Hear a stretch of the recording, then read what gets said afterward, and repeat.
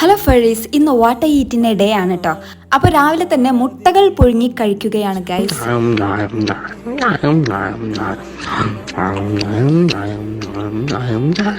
അത് കഴിഞ്ഞ് കുറച്ച് നേരം ഉറങ്ങി നീച്ചിട്ട് പുട്ടും പഴവുമാണ് കഴിക്കുന്നത്. എൻ്റെ ഫേവറേറ്റ് ആണ് കേട്ടോ. പുട്ടിൻ്റെ കൂടെ പഴം, ആ ഒരു കോംബോ ഇഷ്ടമുള്ളവരൊന്ന് കമൻറ്റ് ചെയ്യണേ. അത് കഴിഞ്ഞിട്ട് കുറച്ച് ചക്ക കിട്ടിയിട്ടുണ്ടായിരുന്നു, നല്ല വരിക്ക ചക്ക, നല്ല ടേസ്റ്റി ആയിട്ടുള്ള. അത് കഴിച്ചു.